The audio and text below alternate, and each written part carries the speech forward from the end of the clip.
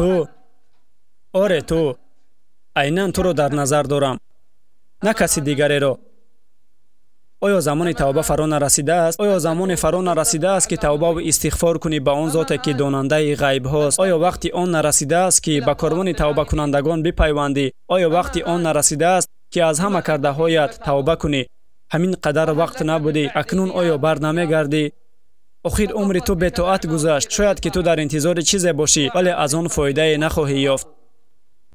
یا اینکه تو از جمله کسانی هستی که خود فریبند و خود فریب کسی است که میگوید من توبه کردم ولی باز در گناه غرق است. من او را میپرسم چقدر عمر داری؟ چقدر عمر داری؟ 20 سال، 30 سال، شاید 90 سال. و بعد چی؟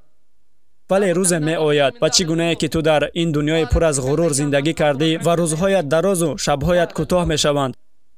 چه بدبختیه، چه مصیبته. همه لذت ها می روند و وقتی پشیمانی نیز رفت و چیزی بجز درد و علم نیست.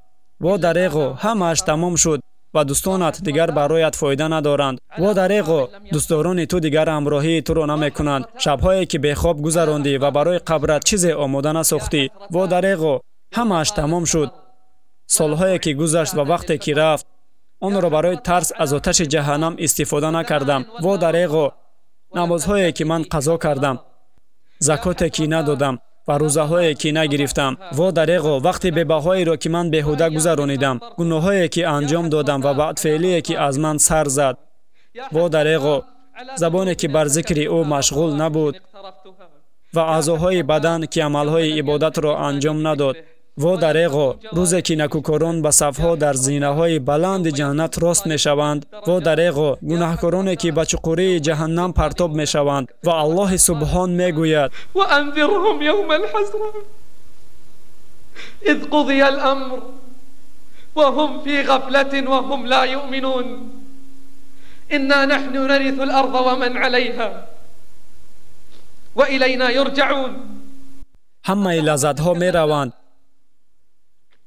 خرسندی ها گم می شوند و چیزی بجز درد و علم باقی نمی ماند. تنها گناه و جنایت و عاقبت بد ماند و خلاص و چیزی باقی نمی ماند بجز از رسوایی و شرمساری. همه به آخر می رسند جز این که نتیجه عملهای بد ما باقی بماند. خوبی در لذت حرام نیست و جز این که عاقبتش عذاب آتش باشد. و الله سبحان می گوید ان الله يحب التوابين ويحب المتطهرين.